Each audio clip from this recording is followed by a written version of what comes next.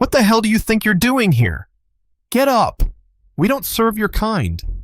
The words cracked through the quiet hum of the dining room like a whip, and every single head turned. You could hear the clinking of forks stop mid-air conversations cutting short as people leaned in, eager to witness what was about to unfold. At the center of it all stood a tall, polished blonde woman, her diamond ring catching the soft light like a weapon. She wasn't whispering. She was pointing finger sharp as a dagger at a young black woman who sat quietly at her table, a simple green dress draped over her frame. No flashy jewelry, no designer handbag, nothing that screamed wealth, just quiet dignity. And then came the slap, hard, fast, echoing across the marble floors like a gunshot. Gasps filled the air. A wine glass shattered somewhere in the back. And in that one brutal second, this woman, this socialite who thought she ruled the room, made the biggest mistake of her life. Because the woman she had just struck was married to a man who could crush her entire world in an instant.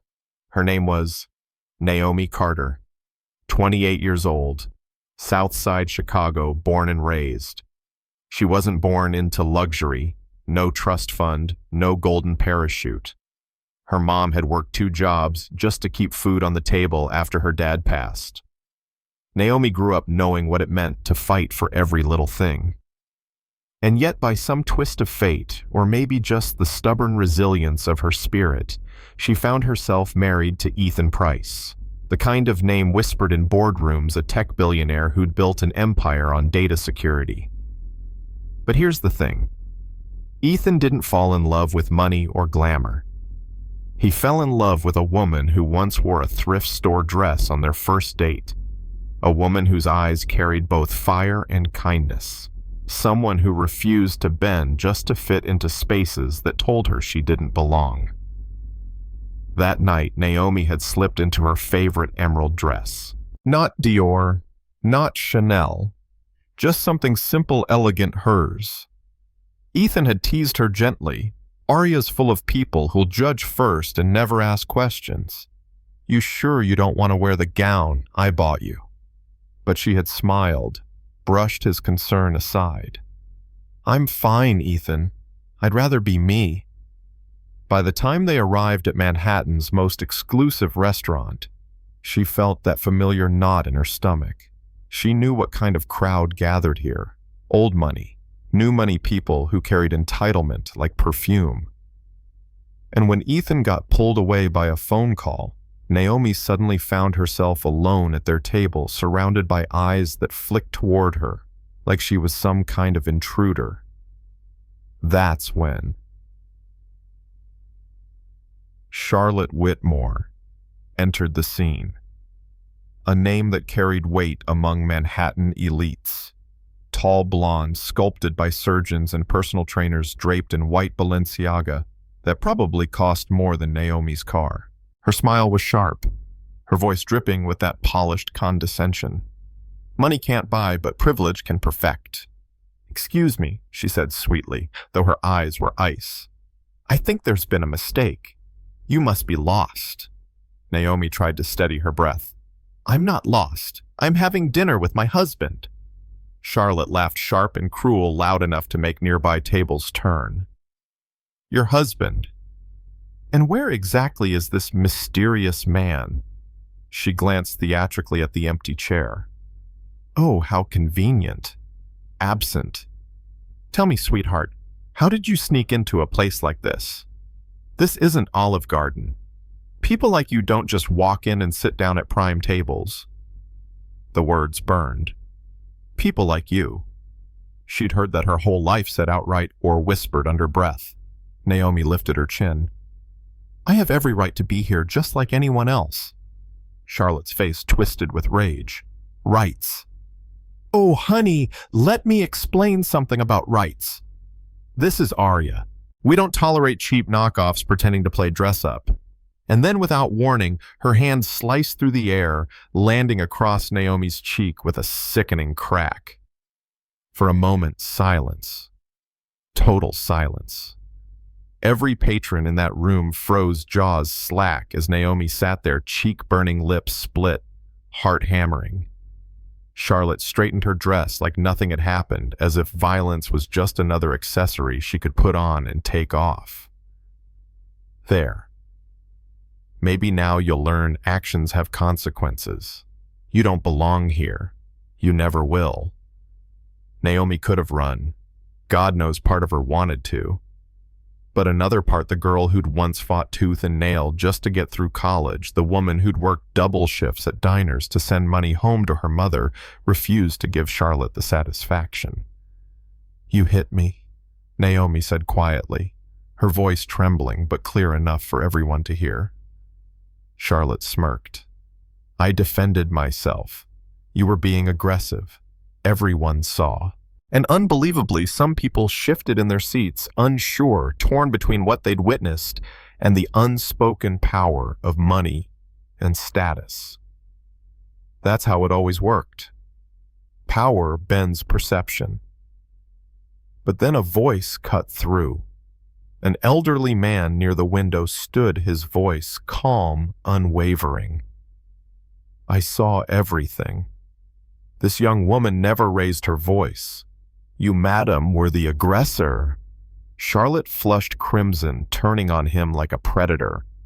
"You don't know what you saw. She doesn't belong here." Naomi pushed back her chair, shaky but standing tall now. "Is that what you call racism and assault social dynamics?"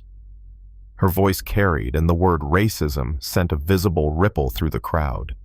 Charlotte's mask cracked. Her voice rose. "This isn't about race. It's about class. People like you need to be reminded of their place." Naomi's hands clenched. Her place.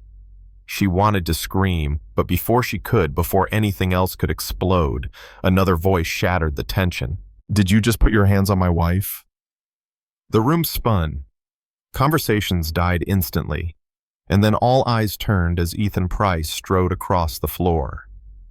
6'2", green eyes blazing every step, radiating a fury few had ever seen from the usually composed billionaire. Charlotte froze. At first she smiled, assuming he was the owner, the manager, someone to back her up. Finally she said with relief, someone with authority, "Tell her to leave." But Ethan didn't even look at Naomi as a stranger. He placed a steadying hand on her shoulder and repeated, louder steel in his voice, "My wife."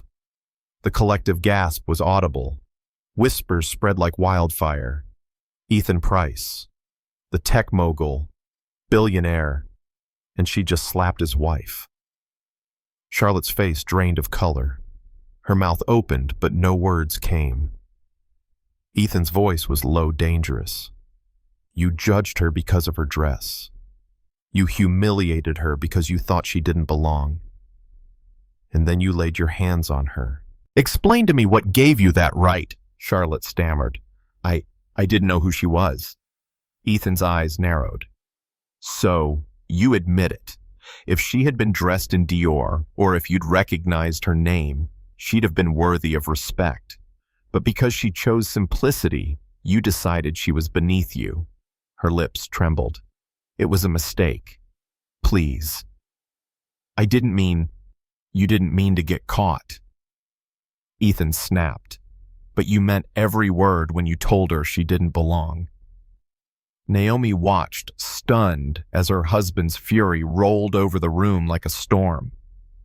He wasn't just defending her. He was indicting an entire system that allowed people like Charlotte to believe they were untouchable. And then Ethan did something that broke the last of Charlotte's pride. He told Naomi's story. Out loud, to everyone. He spoke of her mother's sacrifices, of her nights waiting tables to afford textbooks, of her years teaching kids in underfunded schools, giving away half her time to literacy programs because she believed knowledge was power.